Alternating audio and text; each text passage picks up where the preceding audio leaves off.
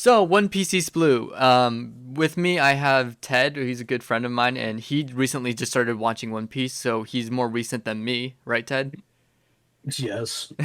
Like, when did you start One Piece again? It was like a couple months ago, right? Oh, probably about I started it, like quote unquote started it back in May of like 2020, but that was like, just watching like one episode or two like occasionally. Mm-hmm. And I'd say I probably really got into it probably about November or November. so of 2020 because that's when I like went from watching like, I'll watch like one episode a week or something like that to like I think I binge watched probably about 400 episodes in the span of that month. Mm-hmm. Yeah. I, So yeah, well, I mean, like, the fact that you made it to Whole Cake, right? You're still in Whole Cake right now, right? yeah, I'm at Whole Cake right Yeah, now. yeah. That's like one of it's the second most recent major arc, at least caught up to the anime. So it's Okay, crazy how you went from all the way from East Blue to that in this such a short amount, like in literally a couple of months. Like that's crazy. Because for me, I started watching One Piece. I want to say 4 years ago, 5 years ago, hmm and like that took me a while to catch up. So it's crazy, but we both did it. when you got a lot of time on your hands because all you're doing is work and school, and you got Yeah, some downtime in between, you spend that time, and what do? Binge watch One Piece. One Piece. Can we get much higher? So high. Anyways, um, what I think like why people are here and what we're going to be talking about specifically. Don't worry, there's going to be no spoilers for manga. I'm not even caught up to the manga. I'm only in anime only. So we're not going to be talking about the manga. We're not going to be talking about Wano or Whole Cake or any of the recent arcs. We're only going to be specifically focusing on East Blue because one, I think East Blue needs to be talked about more because it really sets the groundwork for One Piece going forward. And it's why it lasted so long, in my opinion. But also, the new Netflix show, which I'm actually rooting for, the live action One Piece, because they're taking so many different um, creative approaches to the story. Oda is directly involved, which I love to see, and they're actually building the ships. So I have a lot of faith, and the live action Netflix show is actually going to be doing the entirety of East Blue. So um, the reason why I want to basically talk about East Blue in terms of the anime is so we can one talk about how to set up a long form narrative that's probably one of the best stories ever told, and two to also connect this to the Netflix show and hopefully they're able to pull it off because I want good anime content that are is in other mediums that also can do things that are different, not better per se but different, and I want to see more of that. So we're going to get straight into that. So, starting off with, I guess, the East Blue Saga. So, it's to basically summarize it, it's the first arc, like major arc, I would say, that really introduces the One Piece universe. And within this, you have a bunch of like smaller arcs within the East Blue Saga. So, you have Romance Dawn, we have Orange Town, Syrup Village, Barati, Arlong Park, and Luke Town, and it is these six arcs that cover basically the entirety of East Blue. And what I also appreciate about it is it covers all of the characters that you will be introduced to, sort of forming like a small crew going into sort of the bigger One Piece universe. So, Ted, we're going to start with talking about Romance Dawn and sort of the introduction to Luffy. So, what were your first impressions when watching Romance Dawn? There's a goofy ass kid walking around, punched a big fish and set sail. I'm like, this guy is he's a goober, he's a goofball. Yeah, my That's yeah. all I really had on my mind at that moment. Yeah, my first impression was when you see him in the barrel, cause like it's pirates, right? There was a ship being invaded, and then you just see this random barrel in the ocean, and you're like, Mhm. what? And then this kid just jumps out of this barrel, and you're like, why was he in the barrel in the first place? And it, the first thought I had was like monkeys and like a barrel full of monkeys, right? Because Yeah. his name's Monkey D. Luffy. I'm like, who is this? Like, why is he like crazy? And then he jumps on, and then you realize he has superpowers and he's able to stretch his body, and I was like, what? But I think what's great about this arc is you really get to, it's really a self-contained story, at least Mm-hmm. in my opinion, for Luffy, because you have Kobe, right? Which is I would say Kobe's the first character you meet in One Piece, right? Yeah, I would Like say even so. before Luffy, because you get introduced to Kobe, who's kind of like this kind of wimp slash weakling of a marine or aspiring marine or slash sailor, and like you see him first, and it's him meeting Luffy that kicks off One Piece. It's not Luffy meeting him. So I think what's great is that one, you're kind of being put into this position where it's like, okay, I know the basics of Kobe, but who is this Luffy character? And then you're able to take Kobe's character and learn more about Luffy through his eyes and his experiences with, you know, pirates and marines and things like that, right? Yeah, Yeah. I also like the like you already know that he's like into food too, right? yeah. Yeah. But what would you say stood out to you the most about Luffy? Like your first like after finishing episode 1, what was one thing you could take away? Like why or like could you like imagine getting behind him as in terms of like a protagonist slash character? It's really the big ambitions type stuff. Mhm. I mean, like this kid wants to go out, explore the world. Mhm. I mean, it's your classic, like, shonen type stuff where you're like, yeah, me, I'm gonna go do this, or my goal is be this. Like Naruto, it's Hokage. Mhm. Um, I can't really make a comparison for Bleach because he just kind of wants to save everybody. Um, I guess like Black Clover is the Wizard King, The and Wizard then King. this, it's the King of the Pirates. So it's really just that the large ambitions of characters Yeah, and like wanting to embrace something that's truly amazing. yeah. And I don't know. For me, I personally like Luffy's design because if you compare him to any other character, he's like the small guy. Like he looks very weak and small in comparison. Hmm. Like I'm pretty sure the only person smaller than him was Kobe throughout the Yeah. whole arc. No, yeah. Yeah. So I think so in terms of like Romance Dawn, like so we have the origin of adventure, which is kind of the one off. I mean, I wouldn't really call it the first episode of One Piece because it's more of a side story, the concept of One Piece before they actually make the changes to make it official. Yeah. But then you have like of course the episode we talked about, which is the first one. But then from there, like the first encounter with the pirates and Luffy and Kobe's adventure, you get to the next arc. And to me, when I'm talking with a lot of people, it you may have the same thought. A lot of people think One Piece picks up right after you meet Zoro.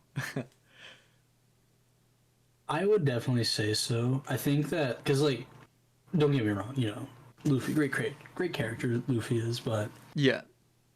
he's kind of a blank slate at the start, definitely. Because I mean, that's how everyone is. Hmm. But what makes One Piece such a unique show is that it's the entire crew that everyone kind of falls in love with. It's the story of all of them that you enjoy. So definitely, like, after I think after each character gets introduced, it just kind of ropes you in a little bit more. So like definitely, like, I think for me personally, like, I don't think I really got roped in until probably like episode 19 or 20ish. 19 or 20. Do you remember what arc that would have been? It's the Brody arc. Barati? Oh, okay. Yeah. Oh, yeah. I mean, that one's also really good because to me, that's when you get into like the larger world. Like, this Yeah, is just like a lot. Like, I think this is, you know what it is? I hate to say it. Early One Piece is a slice of life pirate adventure it really where is. it's very episodic. It's like, oh, villain of the week. Once you get to Mm-hmm. Barati, it becomes less of that, and it's like, no, there's this huge epic going on. It's no longer villain of the week; it's a villain of the month. I mean, we can skip ahead to Barati, but like the fact that like, for example, like what's his name? The one of the seven warlords. The one that's what's his name? Mihawk. Yeah, Oh yeah, Hawkeye yeah, Mihawk. Mihawk. Mihawk just shows up, and he's like final boss material. He just shows up, right? And he's Yeah, like, no, oh, it's and Zoro's like, I want to fight you, and he's like, he's okay.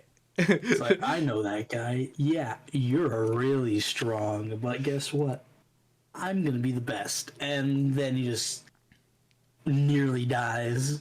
So Yeah, no, this is the first time I think Zoro gets humbled.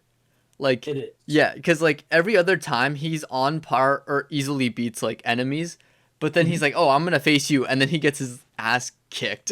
It's Mhm. like bad. Because like you realize the power ceiling in One Piece is gonna be so much greater after this point too. It's not just like, oh, we're gonna struggle for a little bit. It's like, no, you literally stand no chance against some foes. Like, Yeah, no, it's yeah. like it's pretty great because again, the that's okay, that's one thing I will say that's quite really enjoyable about the show is that it's not this whole kind of BS with a lot of other shonen or other shows where it's like, oh, I'm the main character, henceforth I'm incredibly overpowered right off the get go. Mm-hmm. They lose a lot. Mm-hmm. Like, I don't think there's one episode where Luffy just doesn't get royally messed up. So, I mean, if you remember the Orange Town incident, he literally gets blown up by a cannon, and yeah, he he's gets blown up. incapacitated. He gets blown up and locked in a cage for the entire arc. Yeah, and it's Like, only him begging Nami to help him. That. yeah, Yeah, and like, oh, especially like remember Orange Town, because that's the buggy arc. The yeah. dog, Oh, yeah. like he couldn't, like Luffy couldn't even stop them to save like a small shop from Buggy, who isn't even like the strongest pirate. He's probably one of the weakest pirates in the whole scope Yeah. of One Piece now. Like he couldn't even stop Buggy. Like yeah, you're absolutely right. Like Luffy loses a lot. Despite like I mean he can hold his own for like maybe a couple goons, but at this point in time, like he's basically like you could send a seven warlord down and they would have absolutely like sweep Luffy. There's no chance. They would be like, that guy, he's a snack. And then just, one, he's gone. So, Yeah, like I mean like what was I gonna say? Yeah, so the fact that the Marines like he had trouble running away from the Marines and there was only like seven of them yeah. in Romance Dawn when he's like trying to free Zoro, it just goes yeah, you're right. The power scaling is I think a lot more grounded in One Piece because it's not like oh you become overpowered, it's him gradually getting there through Yeah, hard work. Yeah. yeah, definitely. Yeah. Because I mean, also it's kind of cool because you get to watch him develop the different ways that he can use his, the ability that he has now. Hmm. Because I mean, what is it in? I mean, right off the get go, when you meet him, he already has them, and I think it's like what episode 4 or something. You kind Yeah. of learn about how he got the power and stuff like that, and I, how I think it's like you get Zoro and they want to concentrate on Zoro and then after they're like, oh yeah, so there's these things called devil fruits. You may yeah, want to know about this. and they're like, oh yeah, so he grew up around like Shanks and his crew in this tiny little village, Hmm. and then they brought home. Or what, I don't even remember what was the conversation. He wanted to go out to sea with them, I think, and they told him that he was too weak. Yeah, and they Because were the like only thing making that he fun of had him. going, Yeah. yeah, the only thing he had going for him, he's like, oh yeah, I'm a good swimmer. That's it. Irony, right? Irony. It's like I'm a great swimmer. And then the pirate, or no, it was the mountain bandits came into the bar and like just messed up everybody, like threw water or beer on Shanks, and he's like, Yeah. gotta laugh about it. Hang on. Yeah, yeah. And then Luffy gets so angry, so he stress eats the Gomo Gomo no Mi, the devil fruit. Hmm. Yeah, to me that's one of the funniest power like transformations. I want to say the only thing that rivals it or comes close to it, even though it's I would say it's still my storage was full apparently, so I had to do some spring cleaning. But yeah, going back to like devil fruits, I just love how like Luffy is he eats it and then like you said, the irony, right? He's only good at swimming, and then he Yeah. eats the devil fruit, which takes away his swimming. I, You know, it's bad. yeah. Oh, and like really quickly before we move on with like more Luffy stuff, what do you think of Shanks? Like when you were first watching it? Oh, hands down, best character. Yeah, I love the fact, and a lot of the One Piece community likes to make fun of it. Shanks has probably the least amount of screen time than any character in the One Piece universe, and yet he has the biggest influence. It's so I funny. think he's got like overall, I think out of like, all like nearly like what 1,200 episodes that are out, he's got like 30 minutes screen time. Yeah, something crazy. He has, I want to say he has like more screen time in the movie than he ever did in,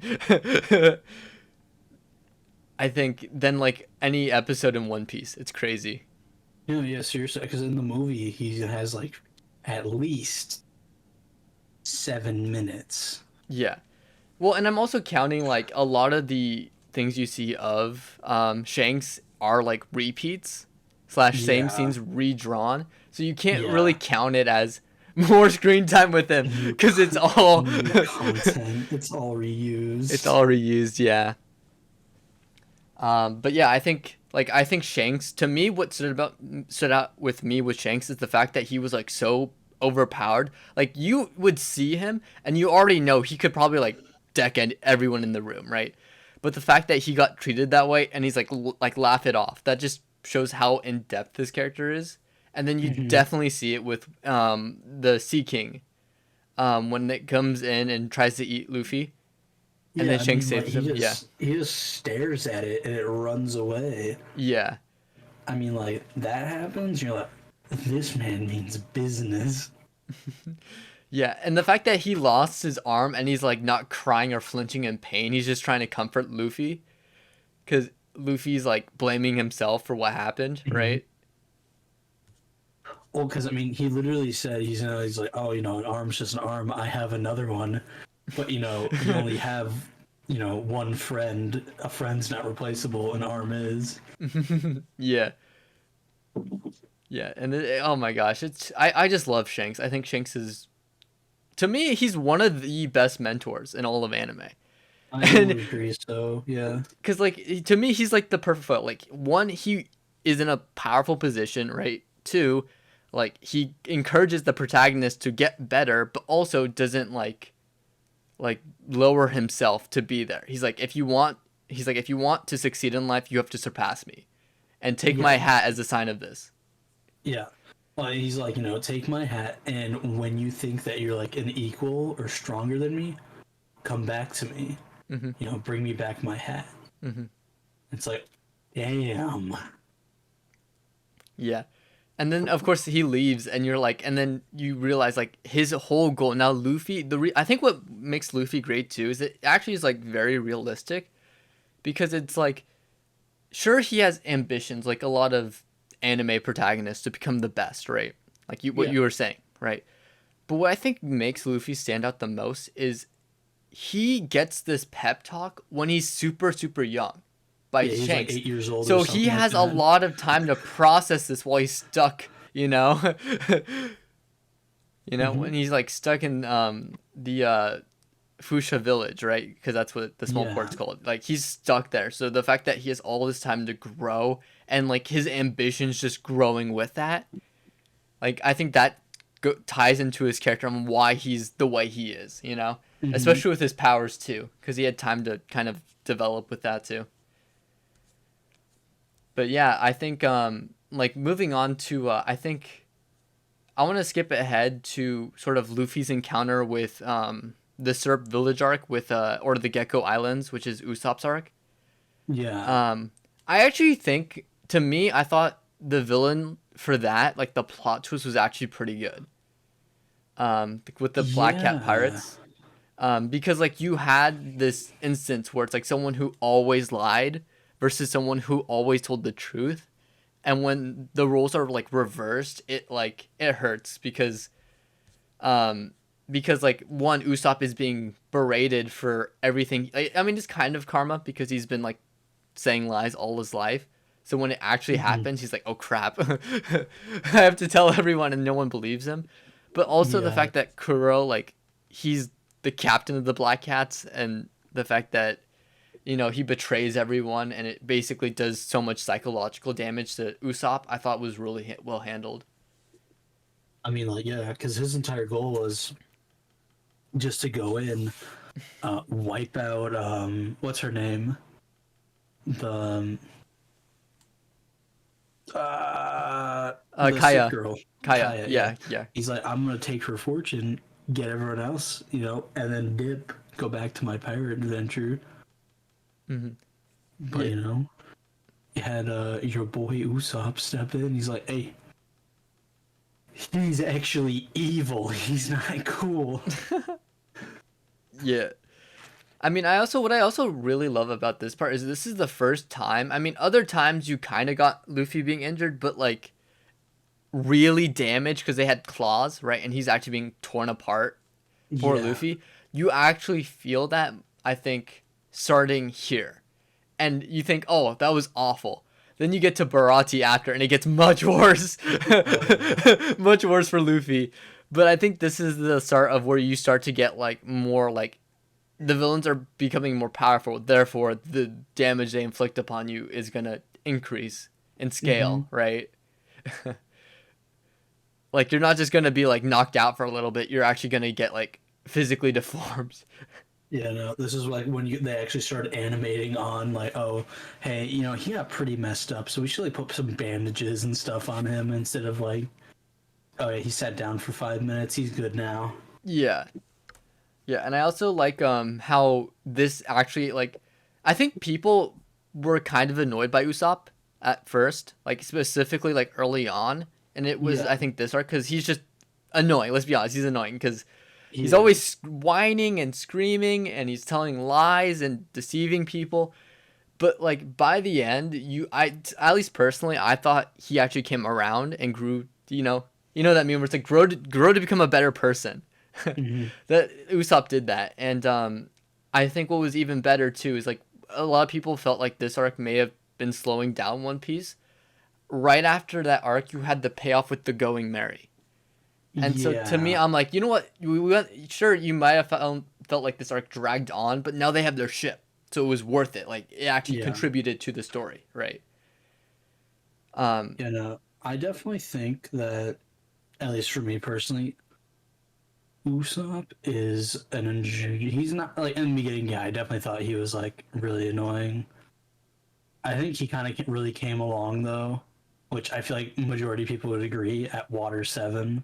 But a hundred that's way, percent, yeah, a hundred that's way percent. later down the line, so Yeah, we got a little bit to get yeah. there. Like I think like Usopp goes better. Like he becomes like amazing later on in the show. Yeah. But yeah, I think okay, but to the point of I think what makes Usopp great, I think here and in terms of setup for his character, he's a Hmm. heavily flawed character.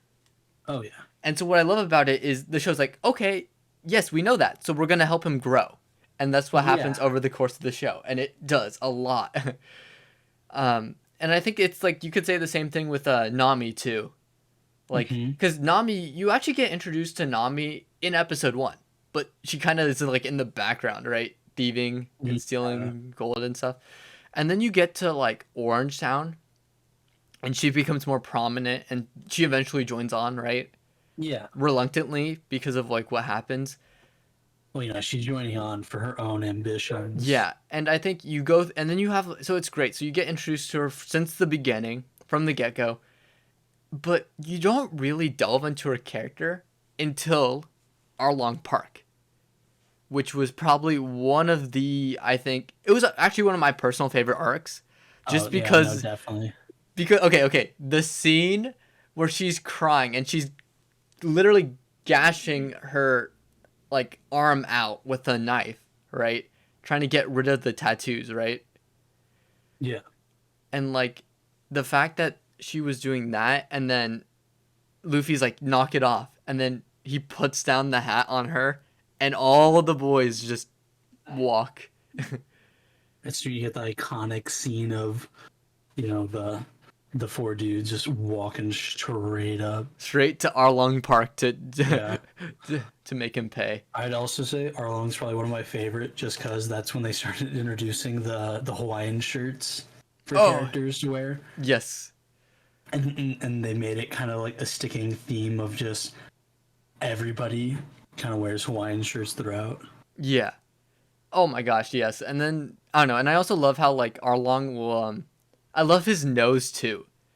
Cause Oh I don't yeah, know, my favorite gag in One Piece, it's like a minor thing, but Usopp, like when his nose breaks every time, just visually I'm like laughing. And so when Arlong gets his nose broken too, it's kind of like a funny thing because they're kind of like Pinocchio noses. yeah, Yeah, I think but to me this is when I think my when Luffy starts get it when he gets like fighting, like actually like throwing down, I think this is what makes Luffy so great. Is when yeah. he like literally tears down a castle to take down Arlong during the Hmm. fight. And then plus you also have like Nami saving Usopp, which I thought was a great scene as well.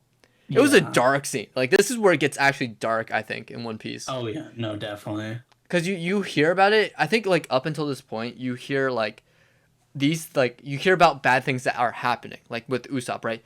These pirates are going to do something bad to Kaya, right? And you're like, "Oh no," right? This is the first time where something bad has already happened and you're dealing with the fallout, right? Well, you actually Yeah. get because you also see Nami's backstory Yes. in Arlong as well, right? Yes.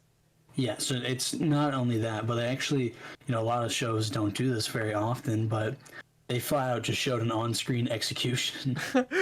Oh my gosh, yes. Yeah, and I think it was Marigold, right? Is that what her name was? Her I mom. Marigold, I want to I want. say so. I'm gonna check me on that one. I might not be right, but Or is it Belmir? I think it's Belmir. oh, Belmere. Who's Yeah. Marigold? No. Oh, Marigold's someone else. But Oh, yeah, no, okay. it's yeah, Bellemere. Oh, I also love the octopus because like he was like like Arlong and the octopus were severely overpowered. Oh yeah, Like his crew member, and I love that. I love it when it's like there was multiple people in the crew that were just like bricks. And I think this is when they start introducing more like, you know, minor villains can also not just be mobs. They're actually like yeah. dangerous as well. I um also one of yeah. my favorite scenes of the arc is when Zoro goes to fight the octopus, and Yes. he's like, three sword style, and he's like, you got three sword, I got eight sword style. Yes. So I thought that was really funny. Yeah. Oh my gosh. That was I think yeah, I think Zoro had like great moments. Usopp had great moments and I think of course Luffy and Nami did too. Um Hmm. yeah, I don't know. What I do appreciate and it's I mean it's throughout but like one all of One Piece but every single arc focuses on at least a couple characters but gives them like godlike treatment in terms of character development. Like for Yeah, no, example, you had definitely. yeah, because Barati was more Sanji, and you got like huge development with Sanji, and then you also have like of course now with Arlong Park you have Nami. I would say Romance Dawn is a lot of Zoro, Yeah, like Luffy and Zoro definitely, and then Syrup Village of course is Usopp, but like you get each one of the characters has their moments within arcs, and they also have like the arcs that you first have them join the crew, but later on you also get arcs with them stepping up as well. hmm, Yeah, and that's what I don't know. I just love that about One Piece. So um, going forward, like I think when you get introduced, I think what Arlong Park also does really well too is it introduces the concept of the Fishman and like the racism against them. Because if you yeah, think about it, Arlong is the victim of racism, but at the same time, he's doing all these atrocious things that doesn't excuse it, you know? yeah. Well, because I mean, like the thing with that, the people always said they're like, oh, the fishmen are monsters, stuff like that. Yeah. So, obviously that's, not being nice towards them. But then the minute that he gets to the surface, he's like, oh, you know what? We'll be nice to these people. and we'll let them live here.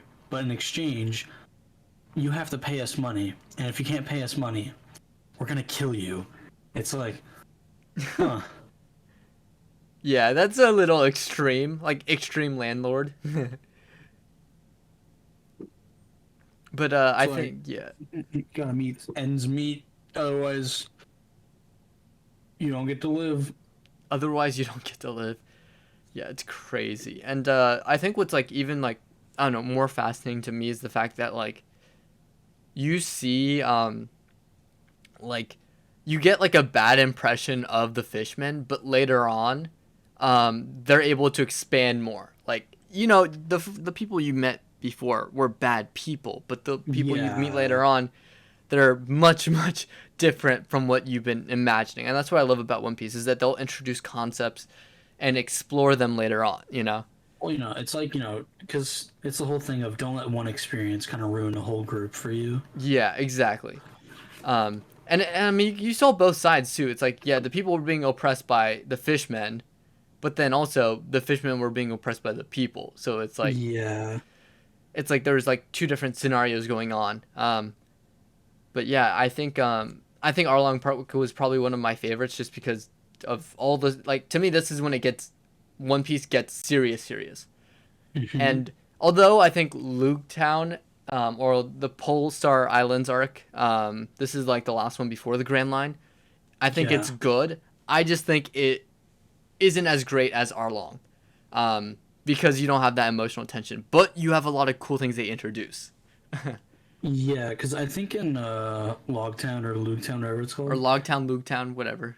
I think it's um, Logtown. that's really when they introduce like who Gold Roger truly was. I think Yes.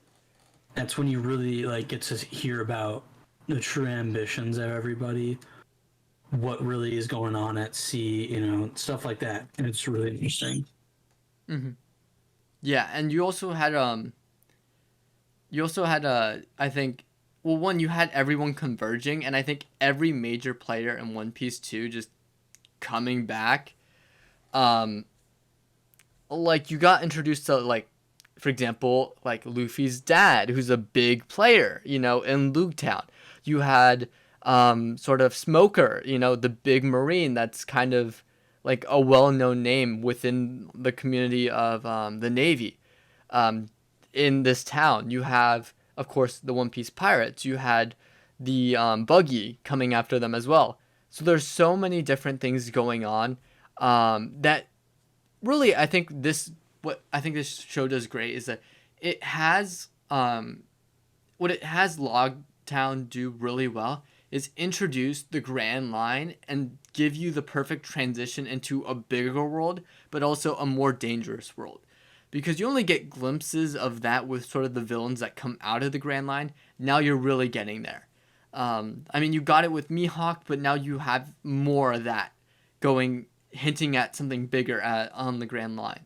And a lot of people would say that the Grand Line makes the show even better. And to a certain extent, it does. But I think what people don't realize is that the Grand Line wouldn't have worked if it wasn't for this arc specifically, which is Logtown, and everything that came before it.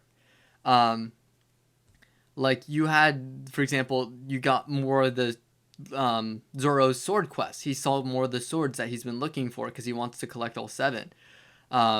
He also wants to, I think it was seven swords, but anyways, you Yeah, had, something like that. yeah, it was like, and and eventually, I mean, it pays off in the future. Like, it's definitely going there. You also have, like, of course, you have, like, um, what the revolutionaries, you get introduced to, kind of that concept as well.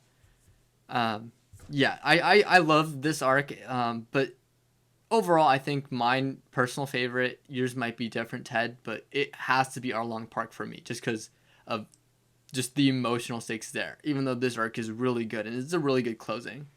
Yeah. For me, I really do like Arlong a lot, but for at least East Blue, I think mine might be Barati, just Barati. because I mean you really get to see I mean it's like you get to see Zoro humbled, you get the introduction of Sanji.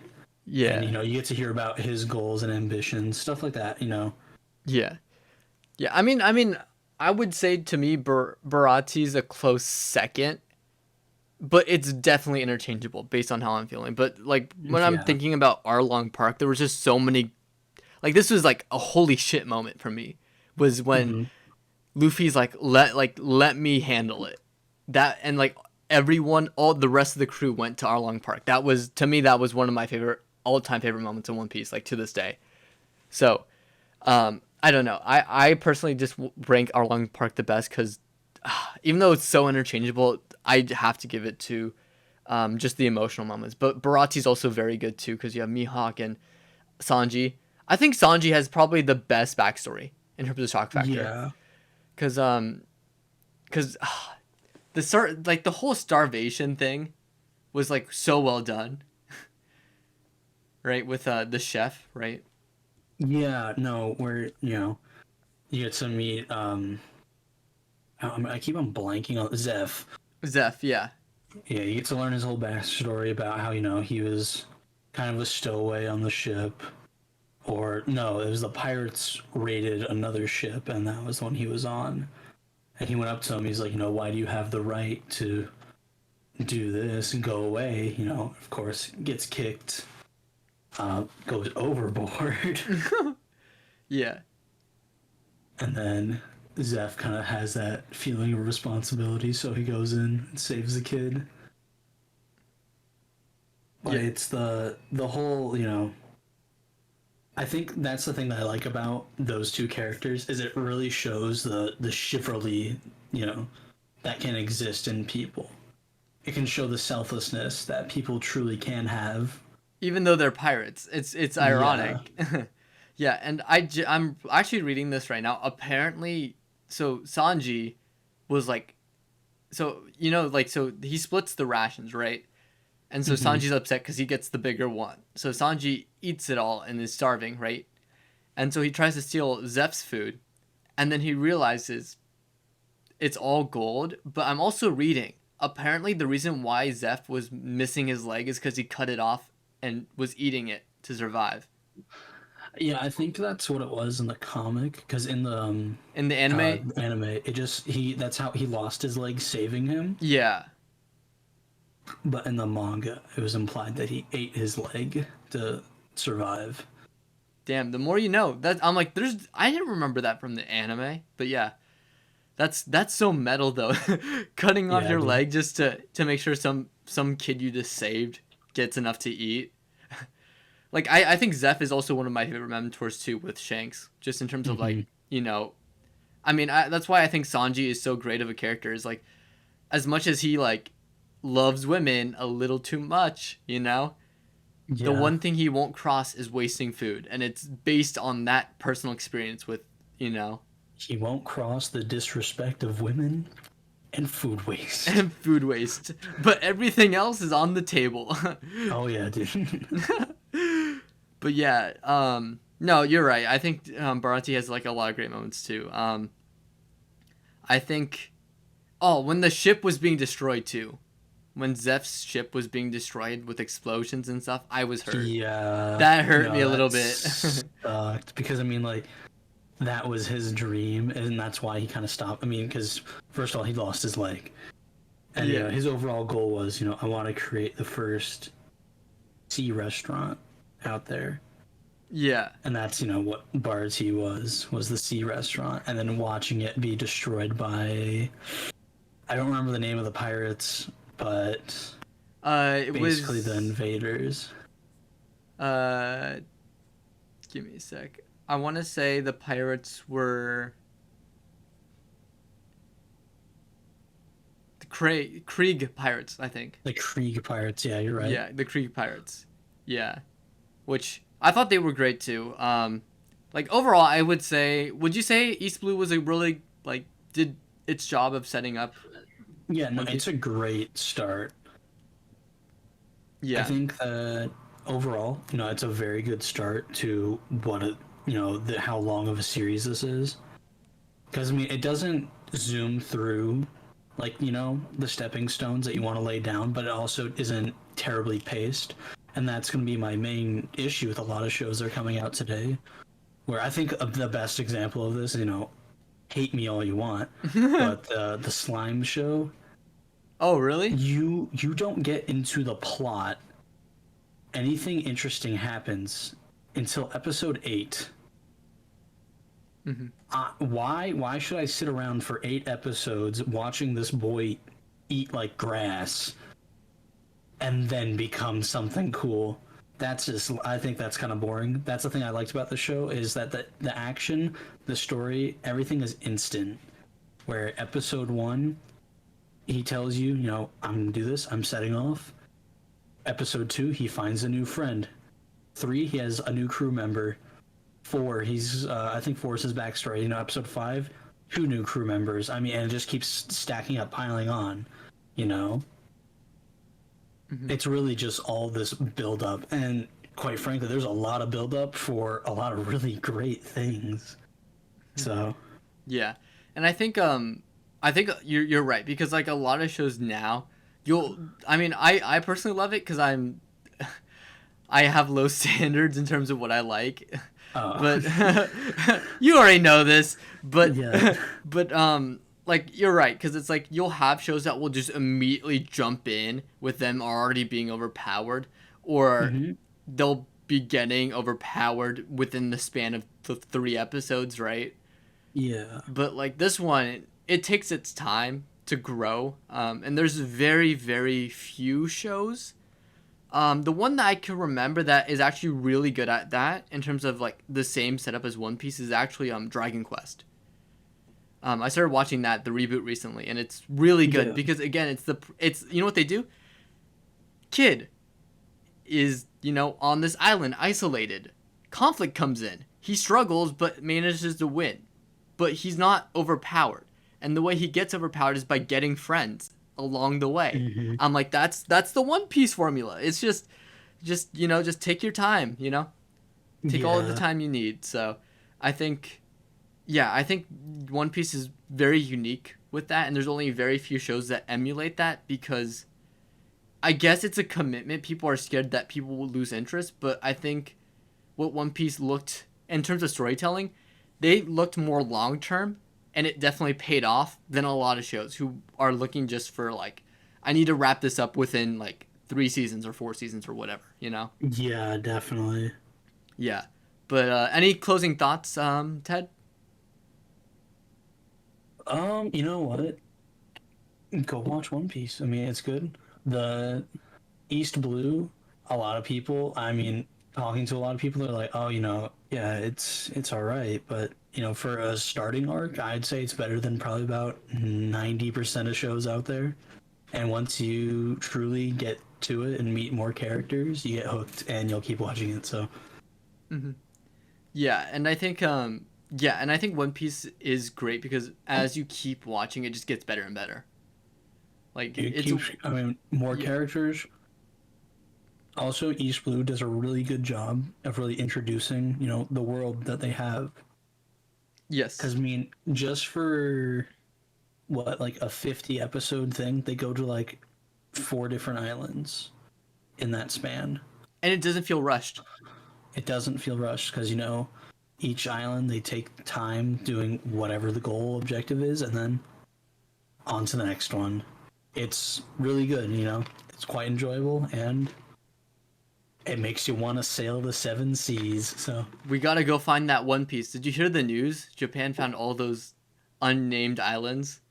oh, let's go. We gotta go. We gotta go. We gotta form our crew. Throw Mm-hmm. every one of the Desert Archer onto a ship, and we're gonna go sail the 7 seas. Go sail the 7 seas. Let's go. Yeah, I can't swim though, so if you, if I fall overboard, can you please save me? Someone dive in, please. All right. Yeah. But anyways, um, thanks everyone for watching. That was our One Piece video. I'm excited for the live action because I know they're gonna adapt East Blue, which we just talked about, and I have faith. I have faith they'll do a decent job. So let's go. All right. Peace. Bye bye.